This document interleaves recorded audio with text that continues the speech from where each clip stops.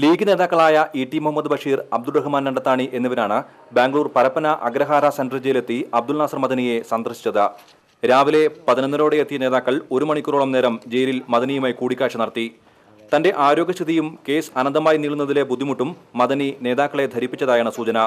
മദനിയുടെ ആരോഗ്യസ്ഥിതി അതീവ ഗുരുതരമാണെന്നും അദ്ദേഹത്തിന് ജാമ്യവും വിദഗ്ധ ചികിത്സയും ലഭ്യമാക്കാൻ ശക്തമായ സമ്മർദ്ദം ചെലുത്തുമെന്നും സന്ദർശനത്തിന് ശേഷം ഇ.ടി. മുഹമ്മദ് ബഷീർ പറഞ്ഞു. We will make our effort. You all know the procedure. Matters in the court. So within the allowable limit of the law, let us try our maximum. Bangalore സ്ഫോടന കേസിൽ 2 വർഷത്തോളമായി ജയിലിൽ കഴിയുന്ന മദനിയെ ഇതാദ്യമായാണ് ലീഗ് നേതാക്കൾ സന്ദർശിക്കുന്നത്. പ്രശ്നത്തിൽ നിയമത്തിന്റെ വഴിക്ക് പോകട്ടെ എന്നായിരുന്നു പാർട്ടിയുടെ ഇതുവരെയും ഉള്ള നിലപാട്. ഇതിനെതിരെ ശക്തമായ വിമർശനം പ്രതിപക്ഷം ഉന്നയിക്കുന്നതിനിടെയാണ് ലീഗ് നേതൃത്വത്തിന്റെ അടിയന്തര സന്ദർശനം. എന്നാൽ സന്ദർശനത്തിന് പിന്നിൽ രാഷ്ട്രീയ ലക്ഷ്യങ്ങളുണ്ടെന്ന ആരോപണം ചൂണ്ടിക്കാണിച്ചപ്പോൾ ഇ.ടിയുടെ മറുപടി ഇങ്ങനെയായിരുന്നു. No, there is no question of political pressure in this.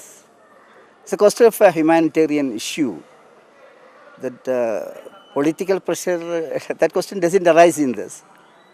We all feel very much on this. And now we will try within the possible legal framework. Karnataka മുഖ്യമന്ത്രി ജഗദീഷ് ഷെട്ടാർ, ഗവർണർ എച്ച്.ആർ. ഭരദ്വാജ് എന്നിവരുമായും നേതാക്കൾ പിന്നീട് ചർച്ച നടത്തി.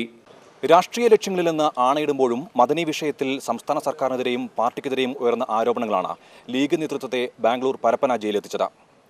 ഒപ്പം സമുദായത്തിൽ നിന്ന് പാർട്ടിക്കെതിരെ ഉയർന്നുവരുന്ന അമർഷങ്ങൾ ശമിപ്പിക്കാനുള്ള നീക്കമായും ഈ സന്ദർശനം വിലയിരുത്തപ്പെടുന്നുണ്ട്. ഏതായാലും മദനിക്ക് മാനുഷിക ആനുകൂല്യങ്ങൾ ലഭ്യമാക്കാനുള്ള നടപടികൾ ത്വരിതഗതിയിലാക്കാൻ ഇത്തരം നടപടികൾ സഹായിക്കുമെന്ന പ്രതീക്ഷയിലാണ് മദനിയെ പിന്തുണയ്ക്കുന്നവർ. ബാംഗ്ലൂരിൽ മദനി കഴിയുന്ന പരപ്പന ജയിലിന് മുമ്പിൽ നിന്നോ ക്യാമറമാൻ ഷംസുദ്ദീനൊപ്പം കെ. Sajeesh, India vision.